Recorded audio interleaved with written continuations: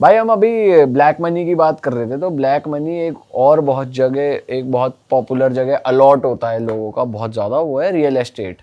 और हम आजकल देख ही रहे हैं एनसीआर में, मतलब हमें तो ज़्यादा यहीं का पता रहता है, तो भाई क्या ही रेट चल रहे हैं भाई, क्या ही प्रोजेक्ट लॉन्च हो रहे हैं, क्या ही रेट पे प्रोजेक्ट लॉन्च हो रहे हैं। तो इतनी कहाँ से, इतने लोगों पे पैसा कहाँ से आ रहा है कि 10-10 करोड़ के फ्लैट बिक रहे हैं भाई, Day और one पे 100-100 sold out। करोड़ गुड़गांव में फ्लैट बिक रहे हैं भाई, क्या हो रहा है ये? भाई एक तो इसमें बहुत अच्छी चीज़ ये है कि it's a lot of FOMO fuelled frenzy, कि जैसे जो कहते हैं ना कि डे वन पे सोल्ड आउट। जैसे डीएलएफ का अरालियास था, I think if I am not wrong, Aralias था जो उन्होंने लॉन्च किया था 2000 शायद 25 में या हाँ 25 में उन्होंने लॉन्च किया था। और ऐसी ट्रम्प टावर भी लॉन्च हुआ था 2025 में। तो उन्होंने ये न्यूज़, उनका क्या होता है, उनका ऑब्जेक्टिव क्या होता है, उनके सेल्स पिच का, कि आज मैंने लॉन्च किया ना, तो कल तक, ज़्यादा परसों तक ये अखबार में इश्तिहार चले जाना चाहिए कि सोल्ड आउट। जैसे कोई सिंगर अपने कॉन्सर्ट के टिकट चले जाता है, जो day zero sold out, starting rate क्या 10 करोड़, कितने बोले 3000 यूनिट। भाई कौन है ये, मतलब ऑफ कोर्स दिमाग में आता है कौन है। फिर इसकी एक्चुअल गेम क्या होता है, इसका गेम क्या होता है कि आपको अगर कोई फ्लैट बेचना है, आपको सिर्फ 10% बुकिंग अमाउंट दिखाना है, और उसका भी कमिटमेंट। तो मान के चलो कि भाई आप एक प्रॉपर्टी ब्रोकर हो, आपको पता है एप्रिसिएशन है, ठीक है, आप पे हैं लेट्स से 5 करोड़ रुपए, ठीक है, 4 भाई मिल गए, 4 में 20 करोड़ रुपए हो गए। अब मेरे को वो क्या चाहिए, 10 करोड़ की यूनिट चाहिए। 10 करोड़ की यूनिट में 4 लोग मिलकर 2 ही खरीद सकते हैं, नहीं। बट अगर मैं सिर्फ इसका 10% बुकिंग अमाउंट दे दूं, which is how much, 2 crore रुपए, तो मैं 4 जने मिलके 10 फ्लैट ले लेंगे, ठीक है।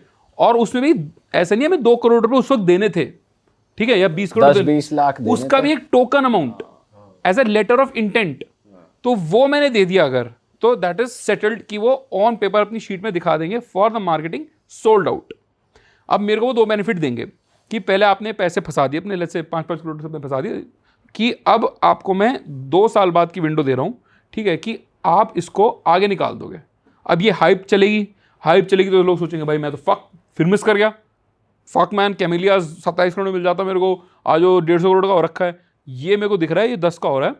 आप जैसे लोग जाओगे भाई देख मैंने तो बुक करा लिया अपना, ठीक है, पर तेरे लिए, सिर्फ तेरे लिए सुबह 9:30 बजे पहुंच जाइयो ठीक है, जंबो लाइफ। हाँ, तो मैं तेरे को ये 11 का दे दूंगा।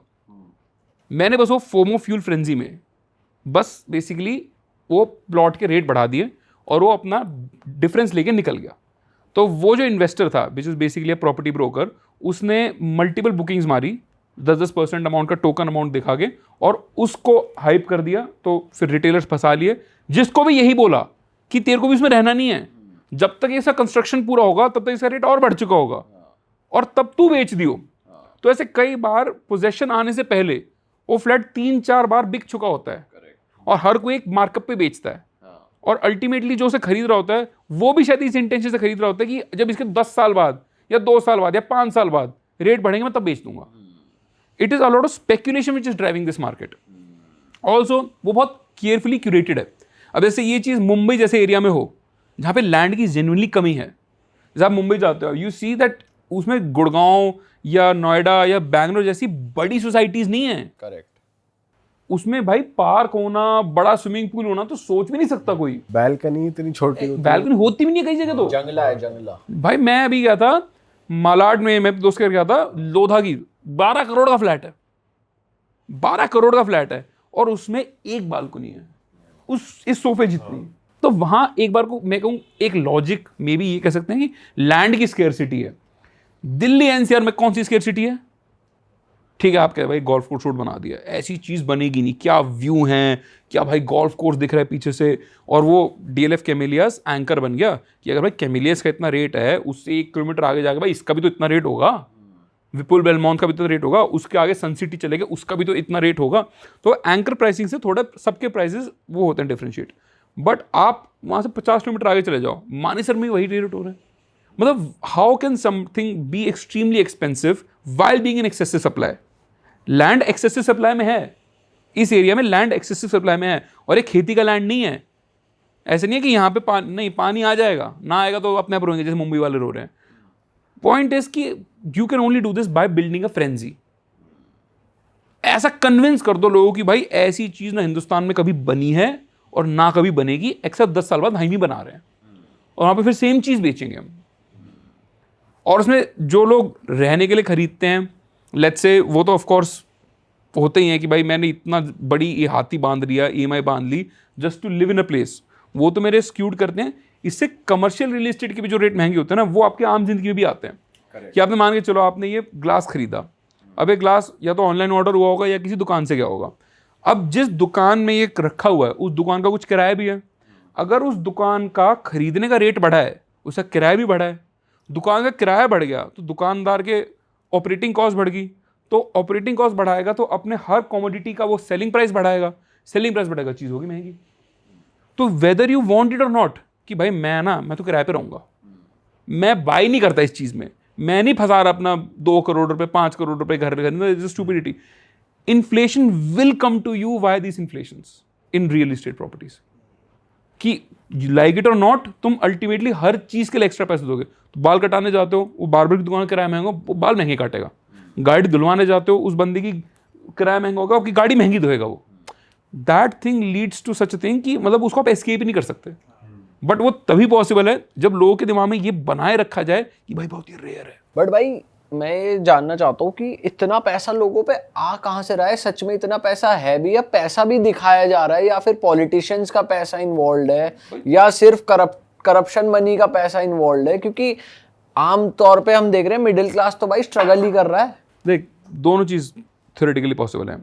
अभी ग्रेटर नोएडा में से कितनी सोसाइटी बनी खड़ी हैं, कितने लोग रहने वहाँ पे, खाली पड़ी है, गोस्ट टाउन। चाइना में तो ऐसे आई थिंक 40 सिटीज हैं जो पूरी डिस्ट्रॉय करी हैं, कि उनमें बना दिए, बस सोचा कि फ्यूचर में डिमांड आएगी। तो एक पॉसिबल एक्सप्लेनेशन ऑफ कोर्स ये है कि वो सोच रहे हैं इंडिया की इमर्जिंग मिडिल क्लास है, तो हम उस इमर्जिंग मिडिल क्लास के लिए अभी से सप्लायर रख रहे हैं कि हम अभी बना लेंगे, बाद में जब एप्रिसिएशन होगा हमको वो सस्ते में पड़ेगी। हर बड़ा बिल्डर टायर 1 इंडिया के बाहर ज़मीन ले लेता है और लेट्स उस पर 20 साल बाद 30 साल बाद कंस्ट्रक्शन करता है। That's a very normal thing to do, hoping for a capital gain, जैसे इकॉनमी बूम करेगी, मिडिल क्लास बूम करेगी। बट उस चक्कर में इतनी ज़्यादा सप्लाई आ गई है that you are seeing literally ghost cities. Greater Noida is a very good example. ऐसे नहीं ग्रेटर नोएडा में लोग नहीं रहते, बट इतनी एक्सेसिव सप्लाई है। एंड देन व्हाट हैपन्स कि भाई 10-10 साल तक रियल एस्टेट का रेट बिल्कुल फ्लैट रहता है। जैसे कोविड से पहले, जस्ट पहले मेरे फ्रेंड ने 2010 में कहता है कि हमने 63 लाख में ग्रेटर नोएडा में किसी सोसाइटी में फ्लैट लिया था। ओके, कहता 2019 तक उसे 63 रेट रहा। हमने बेचा, कोविड आया और उसके बाद उसके रेट बढ़ गया, हमारी किस्मत में नहीं था वो एप्रिसिएशन। बट वो जो चीज़ थी जिसने उस टाइम पैसा लगाया, जब उसे पता है कि उसे इमीडिएटली रिटर्न नहीं आ रहा है, तो ऑफकोर्स उसका पैसा रहा होगा भाई जिसके पास एक्सेसिव है, चाहे वो कोई पॉलिटिशियन हो या कोई करप्ट ब्यूरोक्रेट हो, कोई भी हो। बट जो इतने कूको वैल्यूएशन चली जा रही हैं, 10 करोड़ 20 करोड़ का है, तो ऑफकोर्स लोगों के पास पैसे हैं भी, बहुत लोग हैं भी ऐसे भाई जो रख रहे हैं इतना जिगरा कि हम खरीद रहे हैं, चाहे साले EMI पे खरीद रहे हो, और चाहे उनका वो कोई जैसे अगर वो किसी फाइनेंशियल एडवाइजर के साथ बैठेगा तो उसको समझाएगा इट मेक्स नो सेंस कि आप 10 करोड़ रुपए यहाँ फंसाओ। मतलब मैं तो पर्सनली मानता हूँ land is a very good investment, ठीक है। और अगर आपको रेजिडेंशियल यूनिट भी लेनी है, अगर जैसे आपको पेंट हाउस खरीदना है 5 करोड़ 7 करोड़ का, उसको एक सिक्योरिटी बॉक्स की तरह मानो कि मेरे पास 5 करोड़ 7 करोड़ थे, अब मेरे को ये है कि स्टॉक्स में डालूंगा, ये होगा वो होगा ना। एक मैंने जगह पार्क कर दी है और वो मेरा सेफ्टी डिपॉजिट है, ये घर कहीं नहीं जा रहा, रेप्यूटेड बिल्डर से लिया है, इस पर कोई कोर्ट केस नहीं है, ठीक है, कोई डिमोलिशन नहीं, कुछ नहीं होगी, मेरे वो पैसे वहाँ ब्लॉक हो गए हैं। अब इसमें मेरी छत भी हो गई, मैं चाहूँ तो एयरबीएनबी बना लूँ, बट सिर्फ एक इन्वेस्टमेंट पर्पज से आप रेजिडेंशियल यूनिट सोचते हो लेने की, इट मेक्स। भाई मैं चाहता हूँ वो वाला स्कैम भी बताओ जो आप बता रहे थे ऑफ कैमरा, कि कुछ लोग अगर जैसे प्लॉट की स्कीम्स आती हैं तो लोग उसमें फंस रहे हैं, किस तरीके से वो ऑनलाइन अगर ये डाकी ये जैसे भी एक फोमो क्रिएट कर देते हैं भाई आजकल इन्फ्लुएंसर। ये डाकी स्कीम आ गई है, मकान निकलते ही आप 1 करोड़ प्लस कमा रहे हो, और भाई ये वो भी तो रहा है। हाँ, मतलब जिन लोगों के निकल रहे हैं, जैसे मेरे एक दोस्त का निकला अभी, तो उसने 162 मीटर भरा था, उसने उसकी कॉस्ट थी 56 लाख जो सरकारी रेट था। इवन दो 4 साल पहले जब वो पहली बार भरा था वो भाई 25 लाख का था 100 गज, तो 24,000 के 25,000 के रेट से था पर स्क्वायर फीट, ठीक है। पर स्क्वायर यार्ड। और अब वो 36,000 का है, मतलब 40% तो यूपी सरकार ने ऑफिशियल एप्रिसिएशन दे दिया है यार। और जब इसकी रजिस्ट्री हो जाएगी तब और ज्यादा और appreciate होगा, होगा। मतलब ये सोचो देखो यार कि सर्कल रेट ही 40% बढ़ गया है 4 साल में एट एग्जैक्टली। तो वो हो भी रहा है, वो जो मतलब अगर कोई बना रहा है ना हाइप, प्रॉब्लम इज कि उस हाइप में लोग अंधे होकर कुछ भी खरीद रहे हैं। कि जैसे वो स्कीम बता रहे थे हम भाई, वो यमुना एक्सप्रेस पे authority.com की वेबसाइट पे आता है, वो सरकारी वेबसाइट है, थकी हुई सी वेबसाइट है वो, ठीक है। अब जिस बंदे को ऐसे ज्ञान नहीं है, इल्म नहीं है, वो बंदा सर्च करेगा तो एक वेबसाइट खुलेगी जिसमें यमुना एक्सप्रेस पे authority.com ही है, बट एक्सप्रेस में से ई गायब है, वो एक्सप्रेस है। या फिर दूसरी वेबसाइट है येडा.com या यमुना अथॉरिटी, कुछ ऐसा शेडी सा मिलता जुलता नाम, ठीक है। इससे क्या होता है कि अगर आपको तो पता है कि भाई यही है, आप सतर्क हो, तो आप उसी वेबसाइट पे जाओगे, उसी पे क्लिक करोगे। अदरवाइज ऐसी वेबसाइट पे फंस गए आप, वैसी दिखेगी वो हूबहू, ऑलमोस्ट क्लोन होगी उसकी। वहीं पे अप्लाई नाउ वगैरह पे जाओगे तो कुछ लोग तो क्या करेंगे, स्कैम करने के लिए आपसे 600 रुपये पहले भरवाते हैं ना फॉर्म भरने के, वो 600 रुपये लेके वेबसाइट डाउन, गायब कर लो, कहाँ OTP कहाँ और लॉगिन। एप्लीकेशन आई कितनी हजारों में। हाँ, तो उन्होंने 600 रुपये पे खेल गए। कई लोग थोड़ा बड़ा सोचते हैं कि हमें 10% निकलवाना है। जो अगला ये 57 लाख के प्लॉट के 5,70,000 भेज रहा है, तो वो 5,70,000 मेरे को एक बार अपने खाते में लेने हैं, ठीक है।